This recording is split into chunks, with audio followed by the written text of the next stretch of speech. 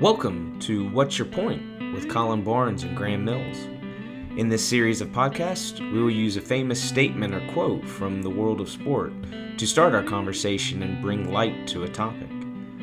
Our goal is to dispel myths and make the truth stick. Come join us in the discussion.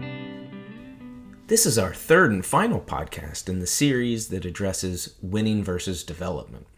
We first discussed how winning was linked and connected to development. Last episode, we engaged how winning and development were polar opposites in their extremes. We are now going to finish with how we need to reconceptualize this argument using learning and competing. As a reminder, our quote is, "Winning isn't everything, it's the only thing." Let's take a listen.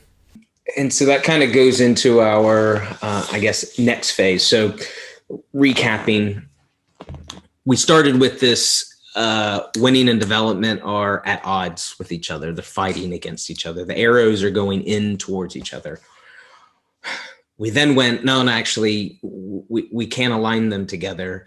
They're actually opposing opposites. We need to remember when they're different because they are different. And, and I'll come back and help you out.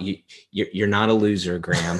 Okay. You're good enough. You're smart enough. Thanks. And doggone it, people like you. No, if you take that frame of, okay, in these moments, I am being task oriented. I am worried about what the learning objective was, what we had set out for success, then that's what I'm more focused in on. And for you as a developer of talent in a stage of life that we're going to get to, where you're learning to compete versus you're winning to keep a job, two totally different environments. So this idea that product and process are against each other, actually, your wins come as a byproduct of doing the right things over and over and over again. So in fact, if you negate the whole winning thing and just focus in on, hey, how can I be the best version of myself today? And you hear those kind of words, and hopefully now when people hear this, they can go, oh, okay, that's the ego, and then that's the task, and how can we create these motivational climates in order to create that? I hope I'm not projecting my own opinions in the adult game into a child's game, and keep the focus and the success rate. So now we're going into, if winning and development are two terms that aren't helping us, it's creating debate for the sake of debate rather than actually going, you know what, if we just change the wording and we created a completely different discussion, now it's more palatable to talk about and people can understand it better. And you mentioned earlier, learning and competing is not a unique thing. It came from our, long-term athlete development model. So our Canadian friends decided, you know what, our athletes aren't winning or aren't gaining as many gold medals. So we're going to take a look at trying to create them, or not create, help them develop from early ages and all the way into adulthood. And they created a system that has been replicated in some form. They were the originators with Bloom and others to be able to create this 9-stage method where you've got different stages in life, and we focus in on different things. Where the heck is it? Jeez. Okay. All right. No, trainability. I'll eventually get to it. Active start stage, stage 1. So now we're thinking about, we're not saying winning and development, we're saying learning and competing. They're now on this continuum, which you started with. They're on this line and you're fluctuating. They're both on the line. It's just how much, you're going to be learning and you're going to be competing. So in this active stage, 0 to 9 or 0 to 6 years old, learning to train stage is what typically at the beginning of, the FP phase. The differences are are based off of the maturation of both girls and boys. So it kind of fluctuates. It's a year off because of the, maturation for a girl occurring typically slightly earlier than a boy. So learning to train, meaning we are finally getting them out of their grassroots, their parents' backyards, hopefully maybe the parks and the communities of sport, and we're bringing them into a training environment, and we're teaching them, okay, this is how we train, here's who you listen to, all of those kinds of things. Then it turns into the learning to train stage. Okay, and that's that's our fundamentals too. That was weird, kind of skipped a few. I got to get better at my printing. All right, so we skipped fundamental. So fundamental is the 6 to 9 years old. So we went from 0 to 6. Be active. Fun is the highlighted words, where it is the ABCs. Yep. Agility, balance, coordination. Good. Transfers across English language is great. Learning to train, and then training to train. So we're getting into that YDP phase. Yeah. Then we get into learning to compete, which is where you're starting into and trying to get your players at the 15 to roughly 18-year-old age. Then training to compete at the older ages, so anywhere between 17 to 21. Then learning to win. Now this is skewed a little bit because we've got Olympic athletes, so each age is going to be quite different. I think we've talked about gymnasts are much different, so obviously they're a little bit accelerated. Yeah, very early specialization. And then winning for a living, obviously our pros, and active for life, meaning all ages. How can we do this? So they've got this setup, which EPPP is used. I know the Americans, they actually kind of went with their own and went with the American development model and kind of use that as a framework to develop how we train our athletes. And then the youth trends that came out with FIFA a few years back, and so all of them are using those terms, learning and competing, and it goes towards this later in life, meaning 16s is when competing and winning kind of matters. So it brings about a fundamental question: when does winning and this ego, you must beat the other person to keep your job or to gain a job, your living as it refers to, when does that occur? When should that occur?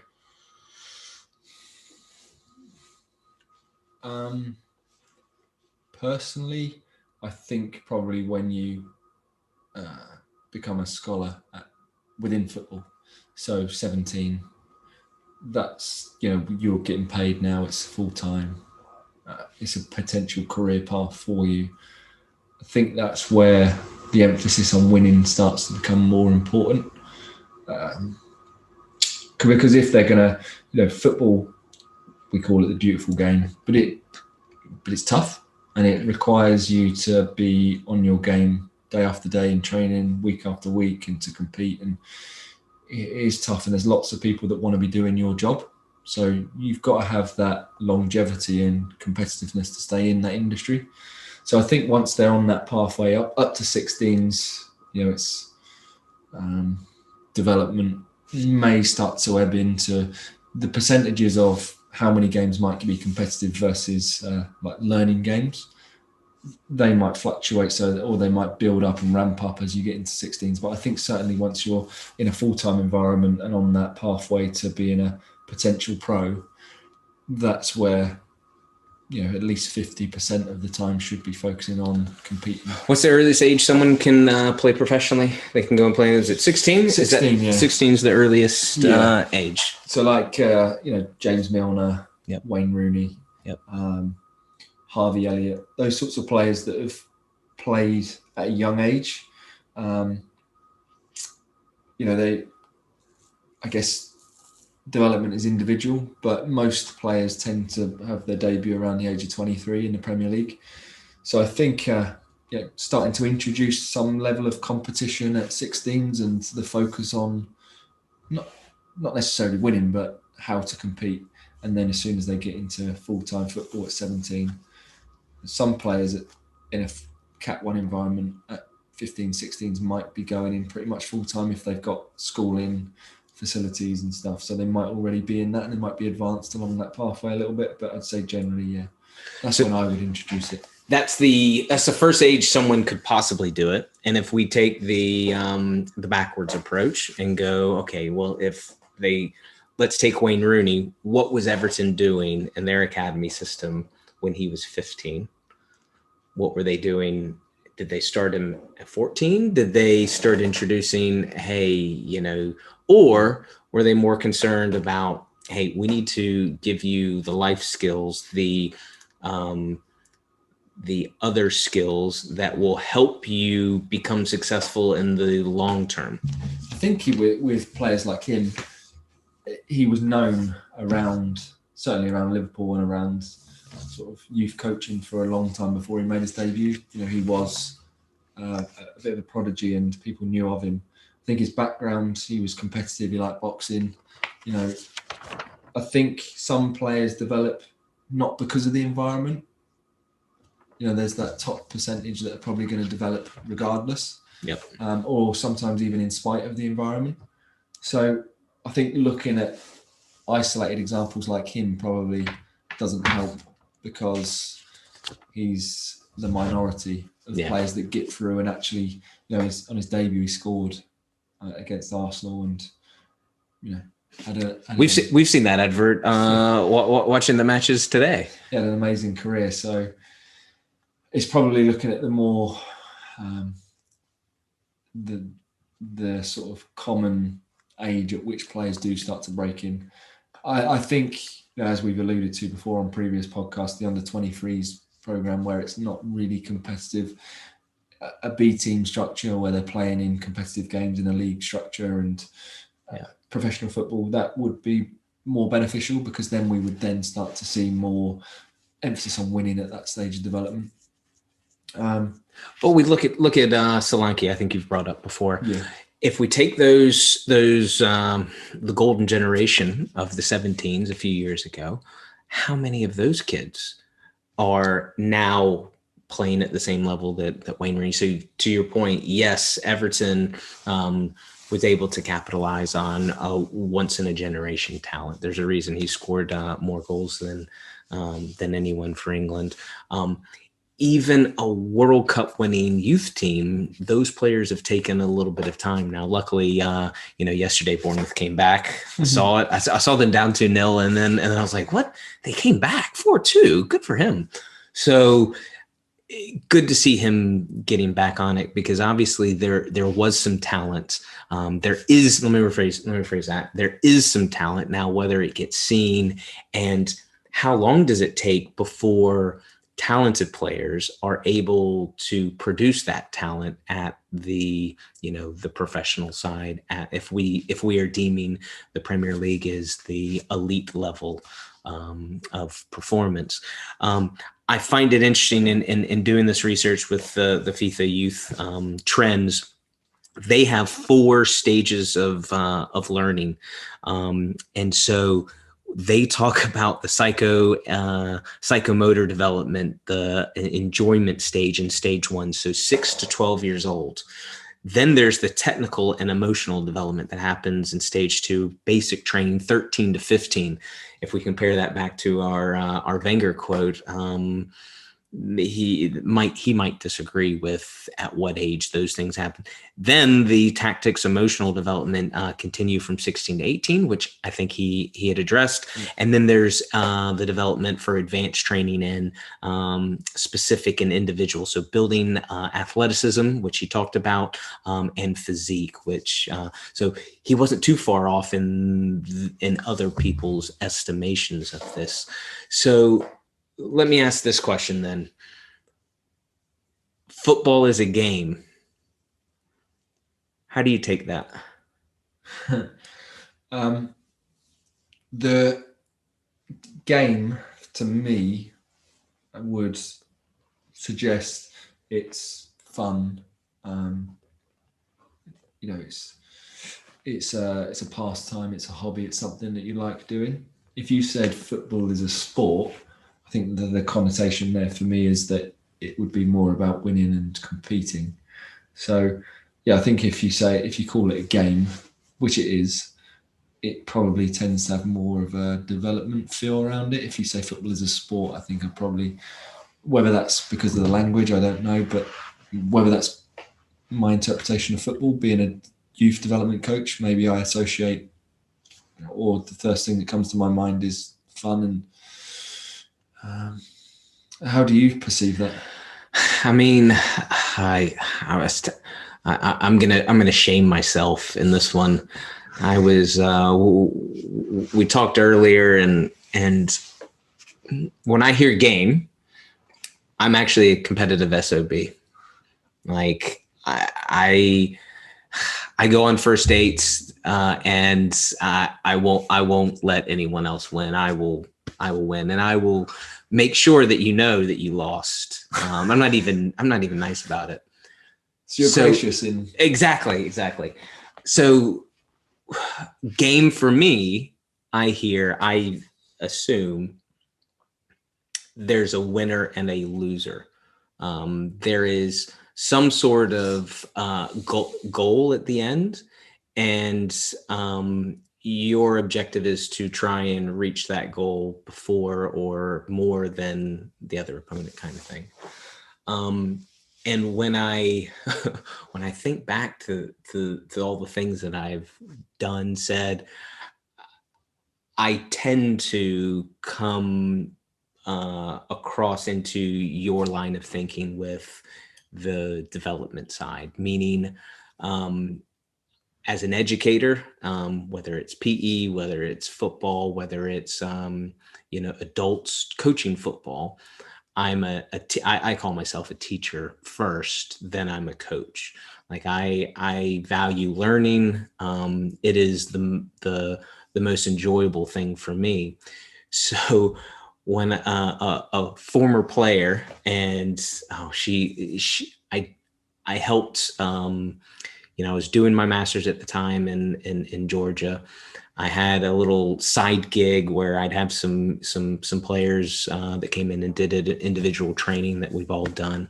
And she was a good player and great kid, great family. And I go back to Alabama, where I started my PhD, started working with the team, and it just so happened that this player ended up at Alabama, and she kept reminding me of one of the things I said to her back in, this must have been 2013. So it was like, 6 years later. Colin, you used to tell me, if you're not cheating, you're not trying. I'm like, oh gosh. I was that guy. I was that coach. And I didn't even know it. Like there's those little things that we say and that we do. Now, the meaning of it is, as coaches, what we mean is, in any activity, in any game, figure out what the constraints are, figure out what the rules are, evaluate what your opponent is doing, make sure that you know how to beat them, get better at them, whatever the constraints are, whatever those rules are. Think outside the box. That is not how it came across. And obviously, if you're not trying to bend the rules, because at that time, I was very much of the opinion that professional fouls were great. You needed to foul people intentionally to make sure that they didn't lead to this and that. And we hear that all the time. And now I shun at those ideas because of what it produces. I also, we all teach this idea that you teach how to win a game rather than the game of football or the principles of football. And we kind of get mixed up without knowing it. I don't know if you've ever felt yourself do that, or if you look back at I'm going to call it my former self, because that wasn't me. I've grown, I've learned, but it is a part of us. And I recognize in youth, I'll call it youth soccer in America, because it's definitely different. Because of that structure that you talked about, it forced you, because players could leave at any point and go to another team. You had to win your league in order to get promoted, or this is ridiculous, this pay for play system. You have to win a certain amount of tournament points in order to get to the next tournament. And if you get to that next tournament, that's where all the college coaches are going to be. That's where you're going to get evaluated. So there's this hierarchical system that only winners are allowed to get there. And so you're kind of compelled as a coach to make sure that your team is not just learning, but your team is also successful.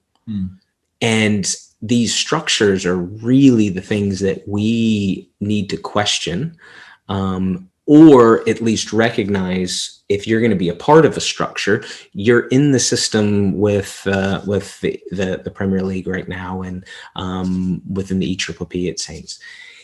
Yes, you may not have competition in terms of, every game is being tallied and you're moving up, but then how are you creating competition or learning to compete in that stage?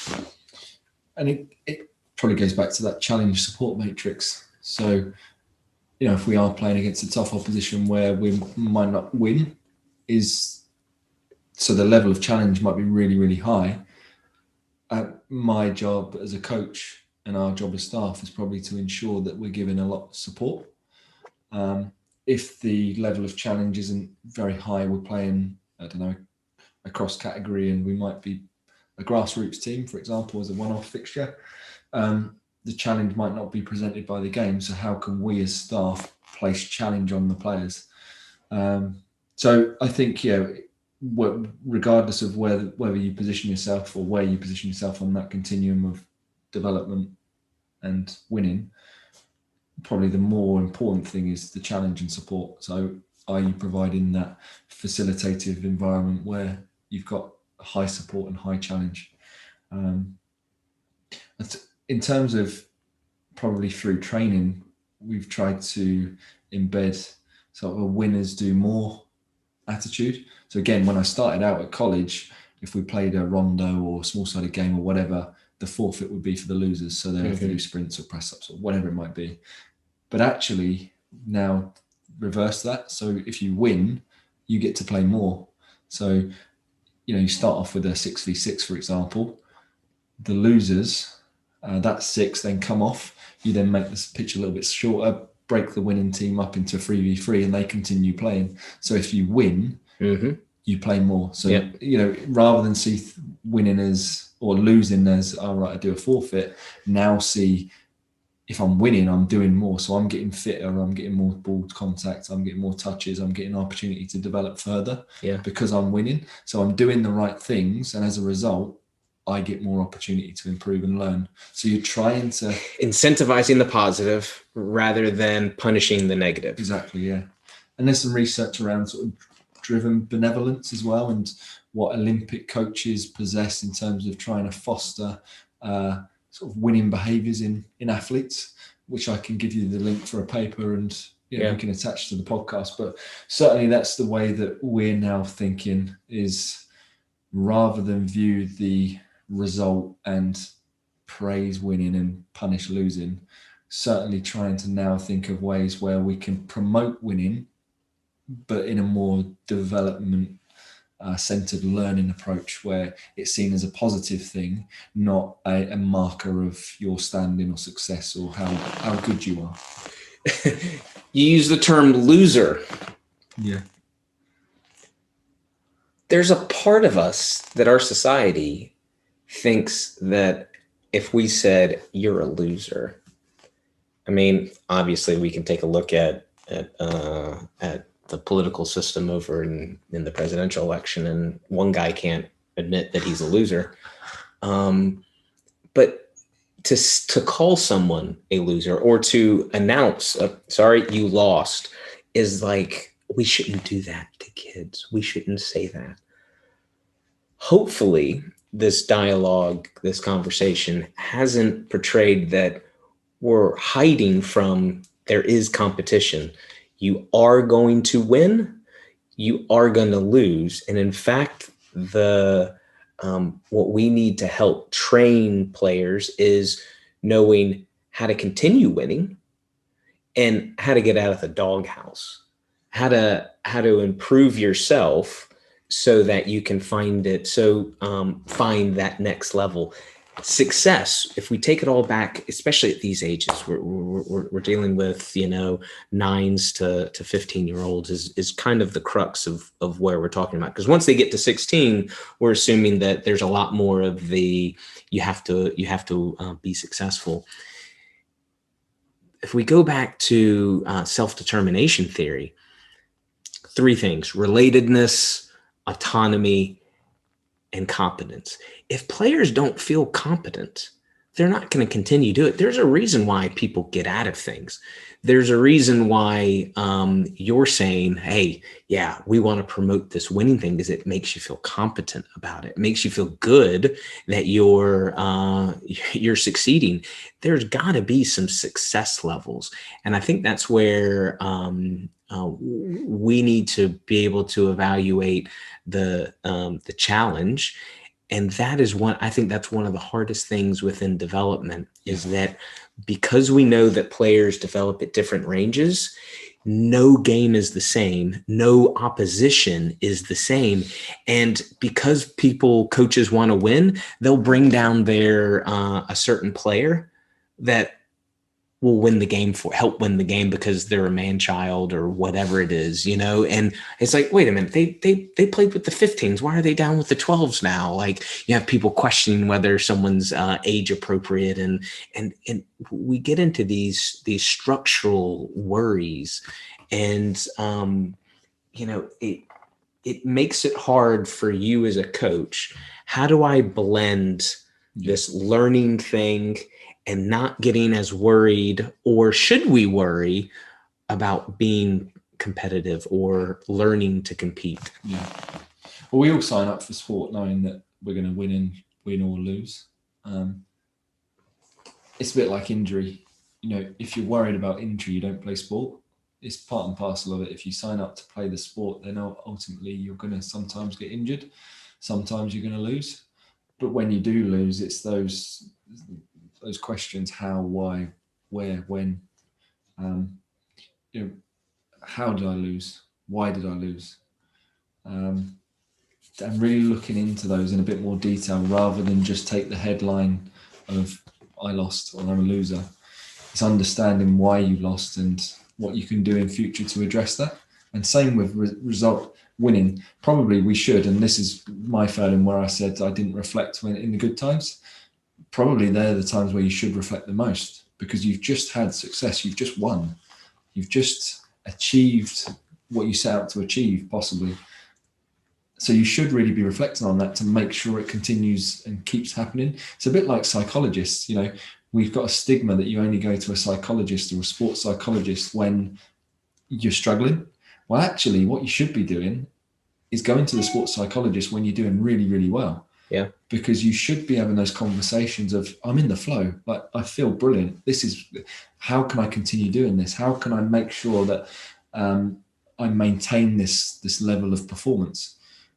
So we should really, if we're going to take anything from losing and winning, we probably need to make sure that our reflection of the event is those deeper questions, rather than a badge of honor or a win-loss record that we as coaches and players want to brag about or sort of use to value ourselves.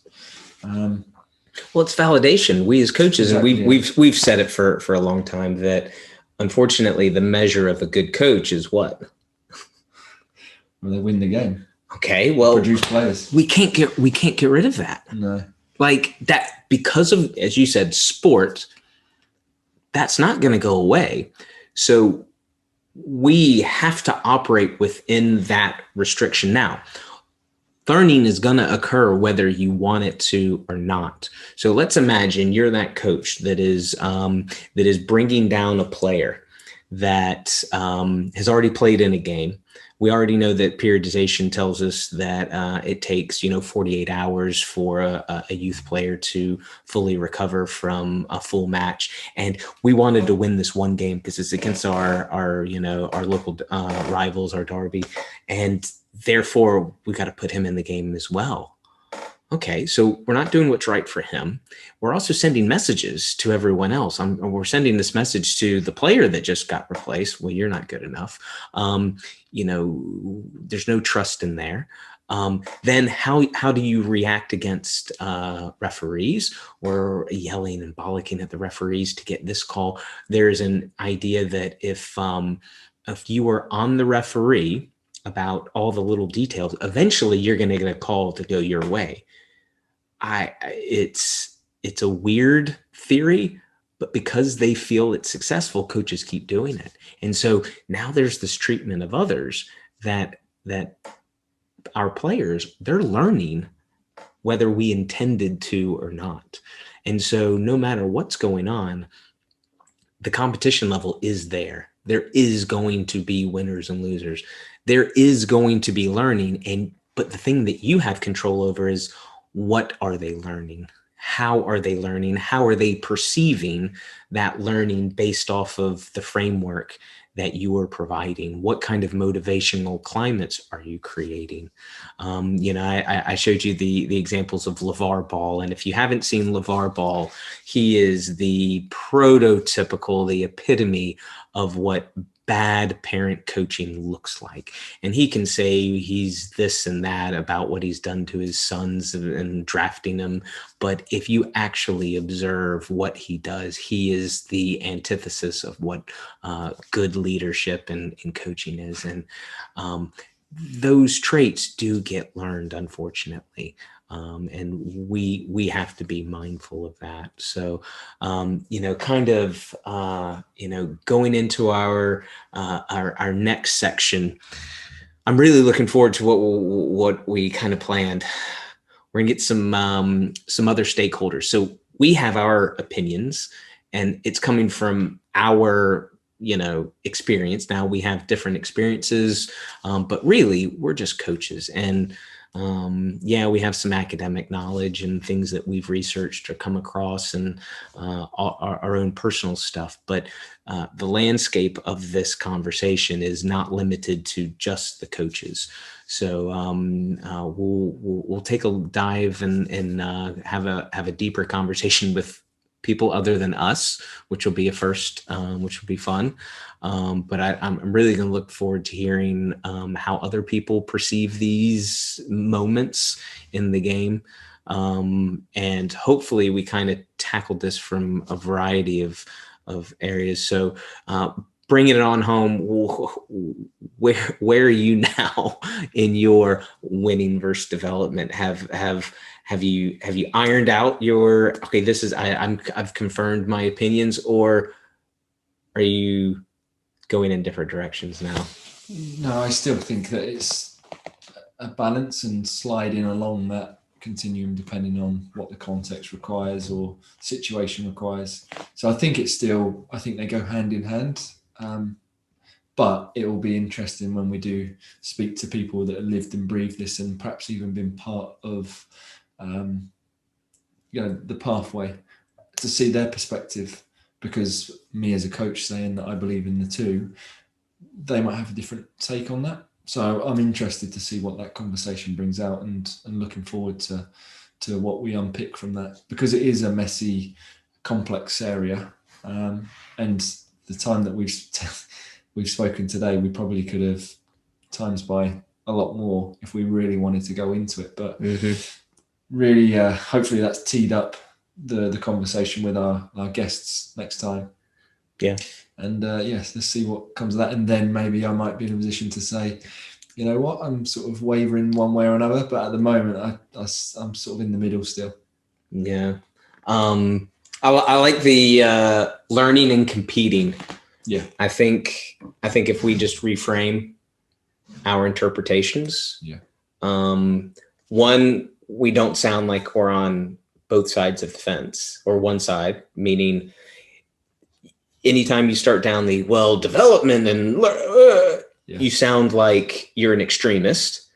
But if you talk about it in a different term, now you can blend them. Well, I guess the problem is, and this is why a lot of people feel that development is pink and fluffy and soft. And what is the opposite of winning? Losing. So on a continuum, we've got one end, developing, and winning at the other. So the message there is that development is for losers. Yes. So that's the problem that we've got. So reframing it and using different terminology is probably the best way forward, because then you've got competition or learning.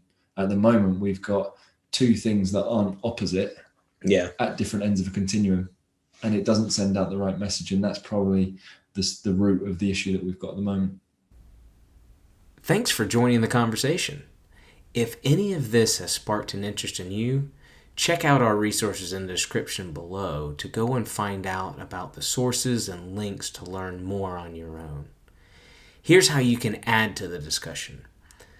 First, you can agree or disagree on our position by commenting below. You can engage with others who have stated their stance. And finally, if you have a quote or a topic area that you'd like to suggest to us, please leave us with that information, because your opinion matters. May the myths be dispelled and the truth stick.